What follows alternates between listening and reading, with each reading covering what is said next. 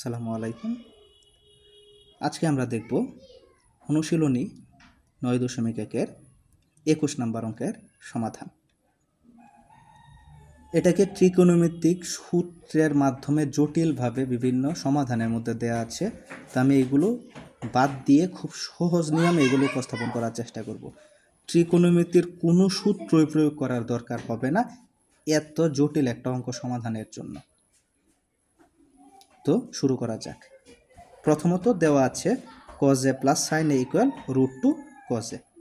এখানে cos এবং sin দুইটা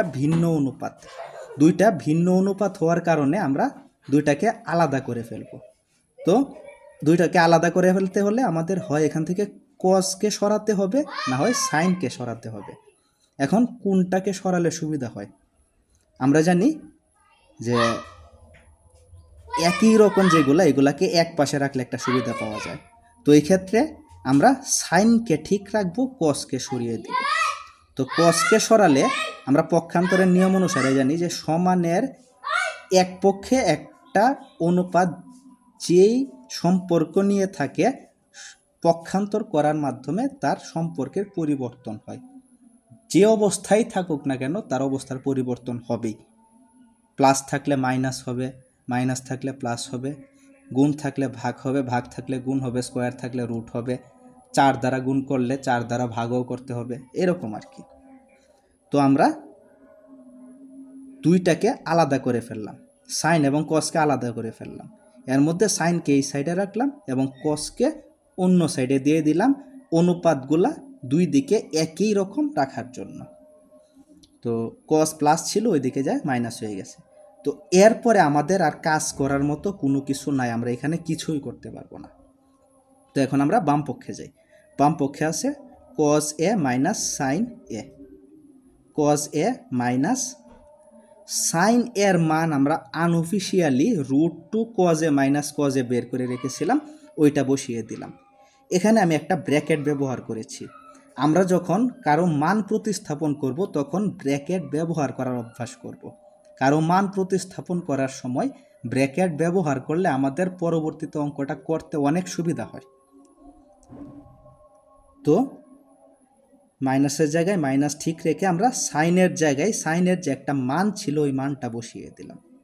এখন মাইনাস দ্বারা এই মানগুলোকে আমরা গুণ করব। আমরা জানি মাইনাসে প্লাসে মাইনাস এবং মাইনাসে মাইনাসে প্লাস, অথবা এভাবে বলা যায় যে গুণ করার সময় যদি মাইনাস থাকে সামনে, তখন যার সাথে গুণ হচ্ছে তার প্রত্যেকটারই চিহ্ন পরিবর্তন হয়। মাইনাসের সাথে গুণ হলেই চিহ্ন পরিবর্তন হয়। এখানে মাইনাসের সাথে সবটা মানের গুণ সম্পর্ক। তো এই ক্ষেত্রে ব্র্যাকেট তোলার সময় প্রত্যেকটার চিহ্ন পরিবর্তন। এটার আগে প্লাস ছিল, কোনো কিছু না থাকা মানে প্লাস বোঝাইতেছে। তো এখানে প্লাস ছিল, প্লাসটা মাইনাস হয়ে গেছে আর এই মাইনাসটা প্লাস হয়ে গেছে। পরবর্তীতে এখানে একটা কজে, এখানে একটা কজে, আমরা লিখলাম দুইটা কজে এবং মাইনাস √2 কজে আছে। এখন এখানে আছে 2 কজে, এখানে আছে মাইনাস √2 কজে। আমরা দুইটা অংশ থেকেই কমন নিতে পারি। কমন মানে ভাগ, দুইটা জায়গায় ভাগ যায় এরকম একটা সংখ্যা আছে √2। কিভাবে?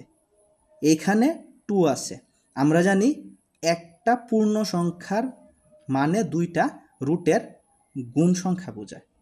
অর্থাৎ আমি যদি লিখি 3, তাহলে এখান থেকে বোঝা যায় যে √3 × √3, 3 মানে √3 × √3, 5 মানে √5 × √5।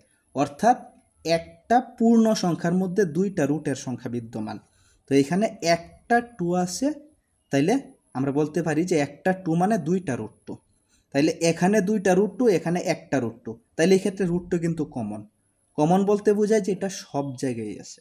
তো এখানে আমরা √2 কিন্তু দুই জায়গায় পাইলাম, তো সেই হিসাবে আমরা √2কে কমন নিতে পারি। √2 যদি কমন নেই তাহলে এখানে বলেছিলাম দুইটা √2 আছে, একটা আস্তা সংখ্যার মধ্যে দুইটা রুটের সংখ্যা থাকে। তো দুইটা √2 থেকে একটা কমন নিয়ে নিলে আরও একটা √2 কিন্তু থেকে যায়, সাথে cos a মাইনাস এখানে একটা √2ই আছে, আমরা একটা √2ই কমন নিয়ে নিলাম। তো কমন নিলে এখানে শুধু cos a থাকতেছে, তো নর্মালি এখানে √2 লিখলাম। এখন আবার √2 cos a minus cos a, √2 cos a minus cos এর মান আনঅফিসিয়ালি আমরা রেখেছিলাম সাইনে। এই √2 লিখে √2 cos a মাইনাস cos এর মান হচ্ছে সাইনে, যেটা ডান পক্ষের সমান, সুতরাং বাম পক্ষের সমান ডান পক্ষ প্রমাণিত। তো এখানে আমরা ত্রিকোণমিতির কোনো সূত্র ছাড়াই এত জটিল একটা অঙ্ক খুব সহজেই সমাধান করতে পারি। যদি এটা বুঝতে আরও কারো কোনো সমস্যা থাকে তাহলে আমাকে অবশ্যই জানাবে। ধন্যবাদ সবাইকে।